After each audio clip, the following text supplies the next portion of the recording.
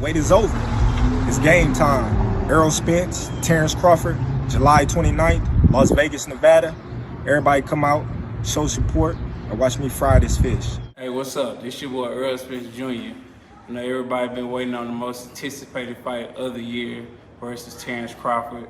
It's finally happening, July 29th, T-Mobile Arena. Gonna put on a great show, a great performance. It's gonna be a one-sided ass whooping. Make sure you like and subscribe.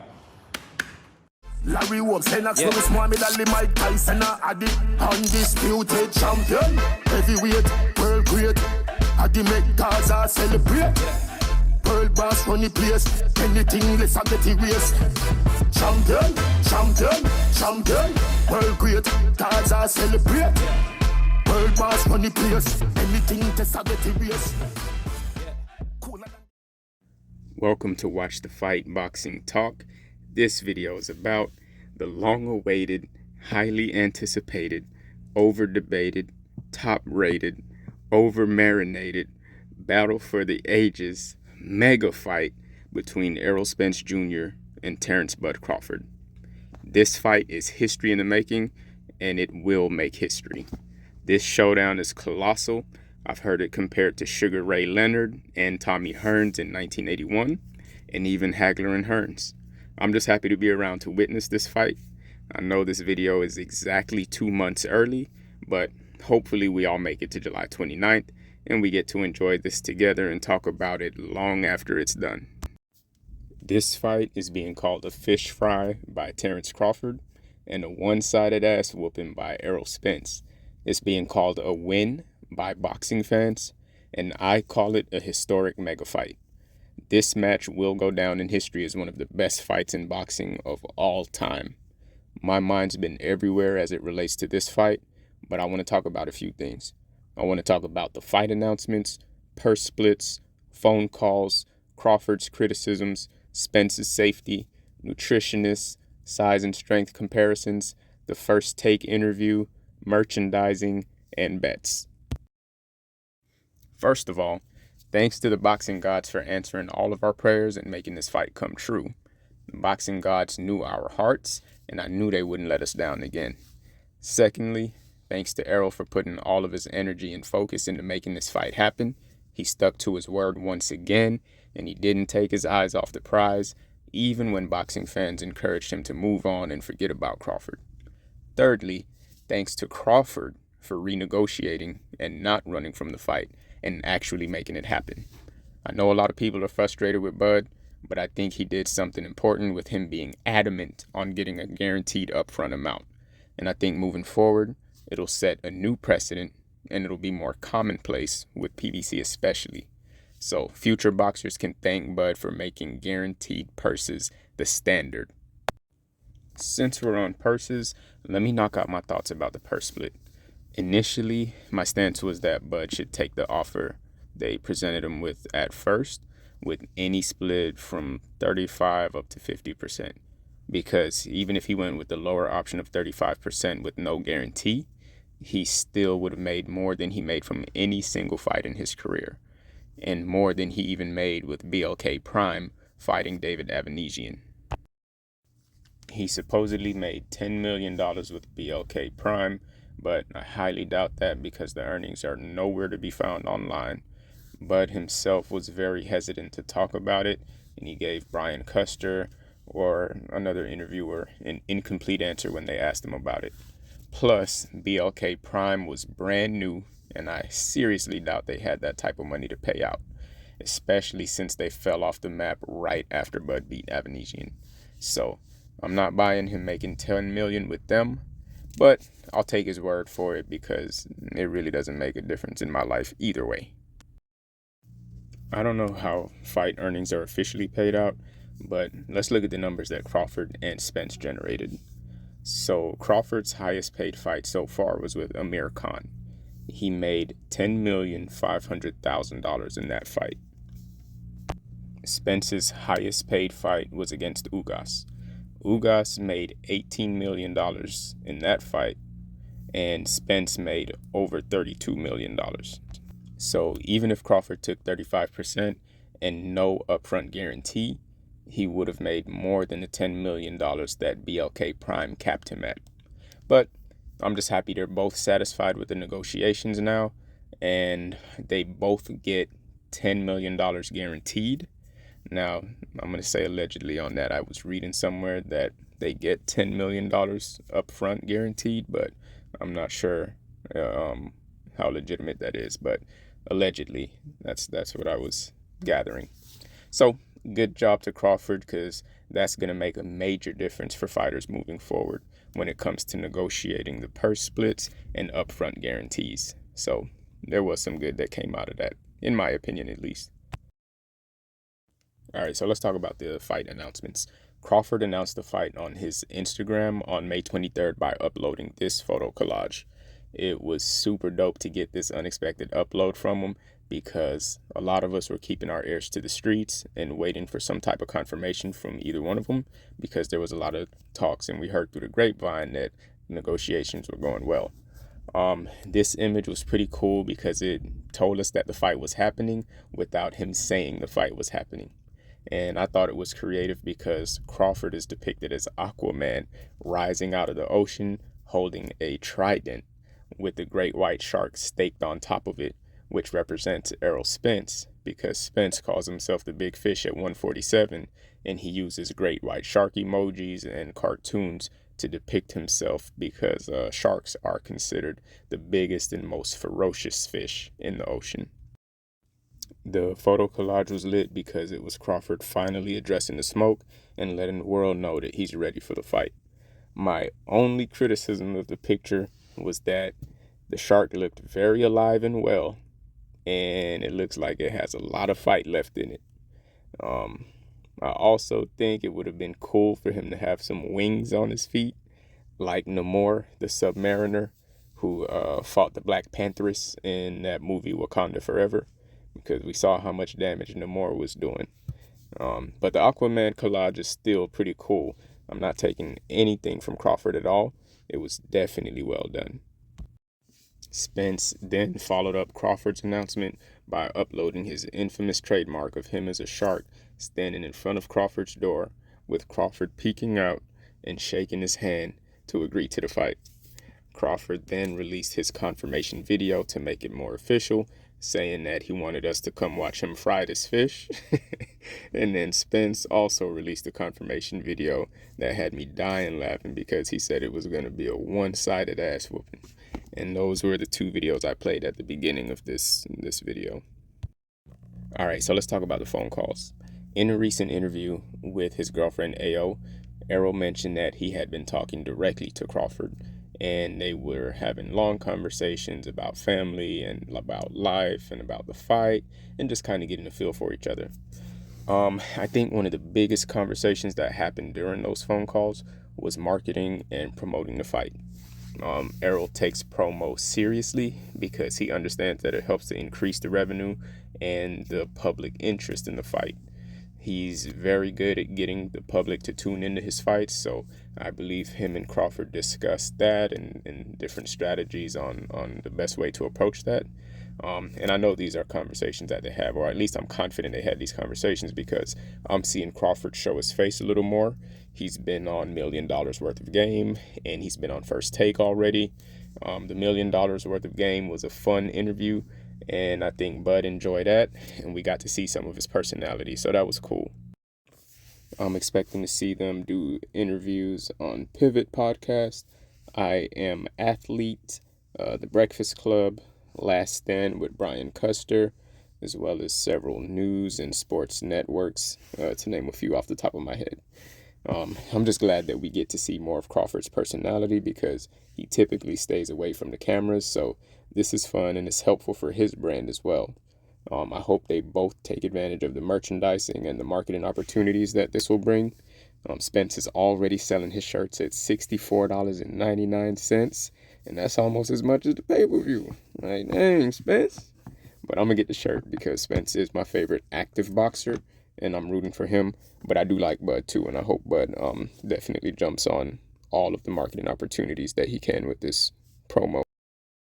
All right, let's talk about Crawford's criticisms. So I know Crawford has got a lot of heat throughout these negotiations, and he's been called a duck by a lot of internet personalities, and I get it. Some of it may have been warranted. Marlowe was on Bud's head for a minute, and yeah, it was understandable, and there was a couple good laughs, but I don't want us to let that overshadow Bud's talent, his body of work, and his contributions to the sport that we love. I think we should be able to show Bud respect as our brother and as an extremely skilled boxer. He already got his criticism, so there's no need to continue to overdo it. He's still our family, he's still a threat, and he's the other piece to this puzzle that makes all of this possible. Yes, I'm a Spence fan, but I respect and admire Bud too. I'm picking Spence all day, but I don't want us dissing our fam no more. Just because we're Spence fans doesn't mean we should make a habit of making fun of Bud. We already way past that now. I also want to talk about Spence's safety. My biggest concern is for Spence to stay out of harm's way. That man seems to be an accident magnet sometimes. Sheesh. So I'm praying to the boxing gods and to all the gods to keep him safe. Both of them really, him and Bud. And keep Spence away from danger. I don't want him driving at all, and I don't even want him leaving the fight camp facility until the fight is over. Just wrap him in a bubble and keep him away from anything that can cause any type of injury. All right, let's talk about the nutritionist. I'm sure Spence will hire a nutritionist for fight camp because it helped him tremendously with the last camp and getting him in tip-top shape. He looked like he had a new body, or like he unlocked a new level when he fought Ugas, thanks to the nutritionist, which was Anthony Presley, which is this guy in the picture. I'm hoping Anthony Presley and Spence work again for this fight camp coming up for Terence Crawford, because Presley gave Spence a diet that fueled his body, gave him a whole lot of energy for an electric performance. Like watching him fight Ugas, it seemed like his energy level was over 9,000. As far as his strength and conditioning goes, I'm also hoping Spence hires Blu-ray again for his strength and conditioning training, because Blu-ray always had Spence ripped up and powerful. Blu-ray's training with Spence's natural power is always a deadly combination. They haven't worked together for a while, and I don't know why. Blu-ray has always seemed willing to work with Spence, so I gotta research what happened between them, because I'm not sure what caused that rift. But comment below if y'all know anything on that, because I don't remember how that story went. I was also thinking about the size and strength comparison between Bud and Spence. I think Spence and Crawford will be around the same size for the weigh-ins and on fight night. Spence, of course, is naturally the bigger guy, but Crawford has settled into his welterweight size, and he looks comfortable at this weight now. We know Spence is a little taller and a little larger, but I don't think it's going to be anything significant. They'll be close to the same size for the most part. I am looking forward to gauging Crawford's strength in this fight, because we know he's physically strong and he has knockout power. I'm thinking when he ties up with Spence, that'll kind of give us an estimation on who is the stronger of the two. All right, so about the First Take interview. I've heard a lot of channels give their assessment of Bud and Spence's interview with Stephen A. Smith on First Take. I think Bud and Spence both respect each other a lot, but I think Errol's respect translates more in interviews because he's more comfortable with interviews. He articulates himself better, and he's more invested in marketing and promotion. Errol is the better talker, so he knows how to communicate in a way for us to understand more than just his words. I think Errol is super excited for this fight, and he seems to be like a kid in a candy store, and his excitement comes across easily, even though he's pretty chill. I think Bud respects Errol a lot too, and he's just as excited about the fight. I think as time progresses and he does more interviews, that his excitement will show more and more as Bud readjusts and gets comfortable in front of the camera again. Ultimately, I think they'll both be cool and respect each other a lot more after this fight is over. Now I want to talk about some bets. In that run-in that Ellie recorded a couple years ago, Bud bet Errol $1 million on this fight. I want to know if they are planning on honoring that bet. And I hope they do, because they'll easily make more than $1 million. That was a fun bet. Errol also bet Bud $20,000 that Derrick James would beat Bomac ass. And I hope they honored that bet too, because Derrick would definitely deliver a one-sided ass whooping to Bomac. Bud bet Errol $100,000 that Bomac punches faster than Errol. So I want to see that one too, right? I need to get some updates from them on these bets, because that run-in was epic, hilarious, and fun. I have a few questions that I think I'll have the answer to once the Spence Crawford saga is over. I want to know, who is the stronger man? Will Crawford maintain a 100% knockout ratio in the welterweight division? Will Errol be able to withstand Bud's knockout power? Is Bud durable enough to absorb Errol's bone-crushing punches? Will Bud's stamina and his movement endure for the entire fight? Will Errol be able to stand clear of those counter punches? Will Bud's punching power be too much for Errol? Is Crawford slick enough to deal with Errol walking him down and cutting off the ring so effectively? So those are a couple questions that I can think of, or that I have been thinking of, that I'm curious to see what the answers will be once these two fighters have fought each other as many times as it requires. All right, I have some predictions. I predict that Errol will win by TKO, or maybe even a slight small percentage of a knockout. I am super confident that this fight will not go the distance, and it will be over between rounds 5 through 7. One of them will definitely stop the other one. All right. I think Errol will most likely stop Bud with devastating bodywork or a broken bone. There's a small percentage chance of a knockout by EJ, but if there is a stoppage, it'll most likely be, refs jumping in. Maybe, yeah, I would say ref jumping in, stopping the fight. Neither one of them is coming to play. They both are going to train super hard. Errol's determination and his willpower will be super intense in this fight. It's almost going to be unstoppable. His stamina and his pressure will put Bud to a major test like he's never had before. I think Derrick James is going to be in super trainer mode. He's going to be reading everything. He's going to give a lot of great instructions to Errol. Errol's going to implement them really well. I think they'll both make lots of adjustments, Errol and Bud. I don't think Errol's mouthpiece is going to be an issue at all. I wonder if he's going to wear his partials or not, though. That part I'm interested in seeing how he deals with that in this fight, because I know his partials are a major concern for him.